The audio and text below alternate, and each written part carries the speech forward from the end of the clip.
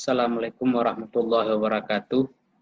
Alhamdulillahirabbil alamin. Shalatu wassalamu ala asyrafil anbiya'i wal mursalin wa ala alihi wa ashabihi ajmain. Ba'd. Saudara-saudara, dalam mata kuliah Islam dan Budaya Minangkabau, kita akan menggunakan beberapa perangkat teori atau minimal ada beberapa pendekatan yang akan kita jadikan pisau analisis memahami kebudayaan Minangkabau, memahami bagaimana interaksi Islam dengan kebudayaan Minangkabau. Jadi kita tidak mengkaji Minangkabau dengan pendekatan sentimen etnis, sentimen segala macamnya, tapi kita akan pelajari secara akademis dengan menggunakan pendekatan-pendekatan. Ini pendekatannya kita akan tampilkan dalam slide berikut.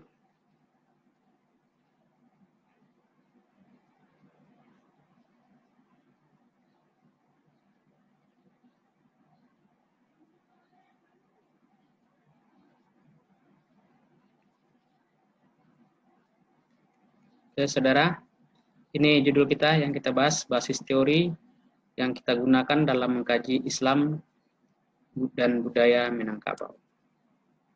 Teori pertama tentu teori kebudayaan. Nah, apa saja yang akan kita pelajari dari teori kebudayaan ini? Minimal ini ada 1, 2, 3, 4, 5. Apa yang harus Anda lakukan? Anda harus menguasai pertama apa itu pengertian kebudayaan. Di sini hanya saya tampilkan beberapa contoh menurut Ibnu Khaldun, menurut Kluckhohn, menurut A.L. Kruber, menurut Kuncharaningrat, Muhammad Hatta, Siti Ghazalba, dan lain-lain. Silakan kembangkan, cari referensi banyak-banyak. Menurut para ahli, apa sih pengertian kebudayaan? Maka kalau Anda sudah memahami pengertian kebudayaan, insya Allah akan lebih gampang memahami topik-topik yang kita bahas di dalam mata kuliah ini. Yang kedua, tentu dalam teori kebudayaan kita minimal mengetahui wujud kebudayaan yang 3 itu. Kebudayaan dalam wujud ide atau gagasan, kebudayaan yang ada dalam sumber dari pikiran, kemudian tindakan atau perilaku-perilaku yang terstruktur atau tindakan-tindakan berpola yang berulang yang dilakukan oleh manusia. Tindakan berpola, berulang. Kemudian bentuk ketiganya itu benda-benda hasil karya manusia atau benda-benda kebudayaan. Ya, ini silakan nanti dipelajari wujud kebudayaan yang 3 ini. Kemudian apalagi yang menjadi bagian dari teori kebudayaan yang harus Anda kuasai? Unsur-unsur kebudayaan yang 7 itu, atau ada yang nyebut sebagai sistem kebudayaan. Kebudayaan itu mempunyai sistem religi atau sistem keyakinan, ada sistem bahasa, sistem pengetahuan, sistem organisasi sosial atau sistem sosial, sistem kesenian, peralatan hidup atau teknologi, kemudian terakhir mata pencaharian atau ekonomi. Dengan unsur-unsur kebudayaan ini, kita akan memahami bahwa ternyata urusan hidup manusia itu, urusan kebudayaan itu tidak lebih dari yang 7 ini. Kemudian Anda juga harus memahami persebaran kebudayaan atau difusi. Kebudayaan menyebar, paling tidak akan kita dapati di sana bahwa kebudayaan menyebar karena persebaran orang atau persebaran unsur-unsur kebudayaan. Jadi kebudayaan itu menyebar karena orangnya menyebar, ada juga yang karena menyebar unsur-unsur yang 7 ini. Ini akan mempengaruhi penyebaran kebudayaan atau mendorong penyebaran kebudayaan. Yang terakhir, Nah, ini konsep kuncinya perubahan dalam kebudayaan. Ada perubahan itu perubahan dalam bentuk akulturasi. Nah, akulturasi itu apa?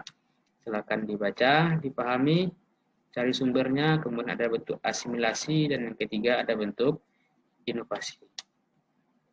Nah, belajar Islam di Minangkabau kita gunakan pertama teori kebudayaan. Yang kedua, kita harus mengenal beberapa istilah tentang klasifikasi manusia. Klasifikasi manusia ini bukan kelas ya, bukan kelas atau stratifikasi, tapi pengelompokan istilah untuk menyebutkan bagaimana manusia individu dalam masyarakat itu diidentifikasi. Yang pertama ada namanya ras. Apa sih ras? Apa dasar pembentukan ras ini? Kemudian ada lagi istilah etnik. Apa sih etnik? Apa beda etnik dengan ras? Kemudian ada suku, ada klan, ada marga, ada komunitas. Nah, ini. Jadi kalau kita belajar kebudayaan, kita tidak akan lepas dari beberapa istilah untuk menyebutkan manusia dan pengelompokannya. Ada istilah ras, etnik, suku, klan, marga, komunitas. Kenali masing-masing ini supaya kita tidak salah pasang. Ras Minangkabau kah, etnis Minangkabau kah, suku Minangkabau kah, klan kah, atau marga atau komunitas. Jadi setiap istilah ini pasti ada tempat pemakaiannya yang pas. Ini di dalam sosiologi dan antropologi. Ini basis ilmu. Kemudian kita menggunakan pendekatan sejarah. Nah, pendekatan sejarah untuk apa kita gunakan? Dari topik yang sudah kita bagi kemarin, kita gunakan untuk menganalisis asal-usul orang Minangkabau. Nah, asal-usul orang Minangkabau ini bisa nanti dilacak dari asal-usul orang Melayu, asal-usul orang Indonesia. Nanti baru akan ketemu nanti asal-usul orang Minangkabau. Kemudian kita mengkaji sejarah asal-usul nama Minangkabau. Kemudian perkembangan wilayah Minangkabau ini dari masa ke masa. Mana yang dahulu dihuni, didiami oleh manusia, terbentuk masyarakat, terbentuk kebudayaan, kemudian bagaimana dia berkembang ke daerah mana saja, yang kemudian itu disebut sebagai wilayah alam Minangkabau. Terus untuk melihat perubahannya di sepanjang masa, tentu kita lihat periodisasi sejarah Minangkabau. Pertama mungkin periode prasejarah, bagaimana Minangkabau di zaman prasejarah. Kemudian masa awal sejarah, abad ke-1 sampai abad ke-5, bagaimana gambaran masyarakat Minangkabau. Kemudian masa pertengahan, masa pembaharuan, dan masa modern. Ini untuk melihat perkembangan orang Minangkabau, masyarakat Minangkabau, atau perkembangan kebudayaan Minangkabau dari periode ke periode. Periodenya sudah kita gunakan periode sejarah. Periode yang paling umum itu periode prasejarah, periode atau sebelum dikenal tulisan, kemudian ada periode klasik. Periode klasik ini periode awal sejarah namanya, sejak manusia sudah mulai mengenal tulisan. Kemudian periode berikutnya, periode pertengahan, ini biasanya tidak lepas dari abad pertengahan sampai sama. Kemudian terakhir periode modern. Kemudian masih dalam aspek sejarah, kita melihat tema-tema penting dalam sejarah Minangkabau, terutama peristiwa-peristiwa, tema-temanya ini adalah peristiwa penting yang mengubah sejarah Minangkabau. Misalnya Pase Pagoriong itu adalah peristiwa yang mengubah, maksudnya sistem kekerajaan di dalam masyarakat Minangkabau, dalam kebudayaan Minangkabau. Periode Padri yang mengubah wajah Minangkabau yang sudah mulai kental ciri-ciri keislamannya. Kemudian periode modern. Nah, sekarang ini teori ketiga, kita gunakan teori sejarah. Keempat, teori sosiologi. Kita ingin melihat klasifikasi masyarakat ini secara sosiologi, minimal kita mengetahui individu. Siapakah yang dimaksud individu itu dalam masyarakat Minangkabau. Kemudian masyarakat Minangkabau itu masyarakat yang seperti apa? Ini teori sosial bagi yang dari ilmu sosial sebelumnya mungkin sudah paham individu dan masyarakat, peran individu dalam masyarakat dan bagaimana terbentuknya, bagaimana hubungan antara individu itu dalam masyarakat. Kemudian pengelompokan sosialnya, mulai dari pengelompokan terendah keluarga, kemudian kaum, kemudian nanti suku, kemudian nanti baru pengelompokan yang lebih besar. Sistem kerabatannya bagaimana? Nah, secara umum kan sistem kerabatan masyarakat manusia itu dibangun dari dua ya, ada patrilineal, kemudian ada matrilineal, dan ada juga yang gabungan keduanya. Kemudian kita analisis bagaimana bentuk kekuasaan di dalam masyarakat Minangkabau dan bagaimana bentuk kepemimpinan dalam masyarakat Minangkabau. Nah, kemudian yang kelima, ini tentu teori Minangkabau sendiri yang berangkat dari bagaimana masyarakat Minangkabau mendefinisikan dirinya. Apa yang mereka definisikan? Pertama, wilayah kulturalnya, wilayah kebudayaannya. Menurut orang Minangkabau, yang wilayahnya itu yang mana? Itu menurut Minangkabau. Nah, ini kan sumber-sumbernya jelas, sumber-sumber dari buku-buku Minangkabau sendiri atau buku-buku adat Minangkabau. Ya, ini kalau dalam kajian antropologi namanya kajian fenomenologi alam Minangkabau menurut orang Minangkabau sendiri seperti apa dan wilayahnya mana saja.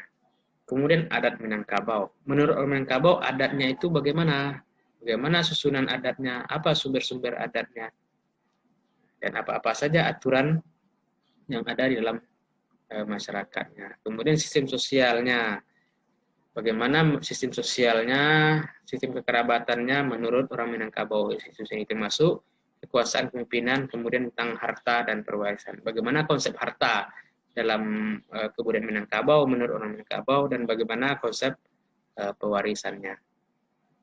Nah, kemudian ini teori konflik dan integrasi, gunanya nanti untuk memahami, untuk menganalisis konflik-konflik yang terjadi di dalam kebudayaan Minangkabau itu seperti apa.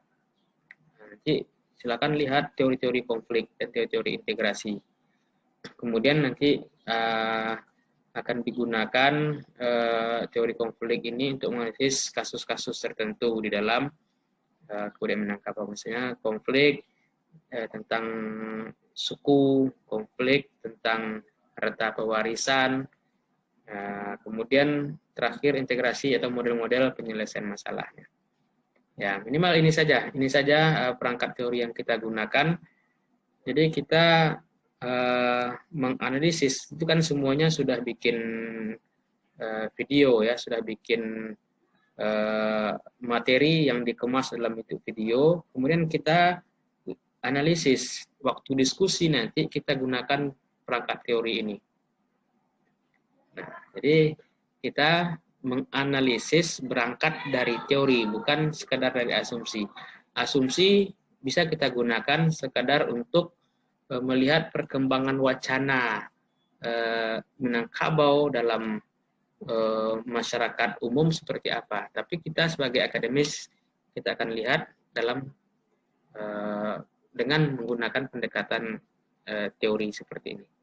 Ya, demikian saja. Sekaligus ini menjadi PR ya, PR bersama untuk menggali setiap diskusi menggunakan membawa selalu buku-buku tentang antropologi, buku sejarah Minangkabau, buku sosiologi, antropologi dan segala macamnya. Jadi kita tidak diskusi dengan menggunakan asumsi kosong saja, tapi dengan perangkat teori. Oke, demikian saja. Terima kasih. Assalamualaikum warahmatullahi wabarakatuh.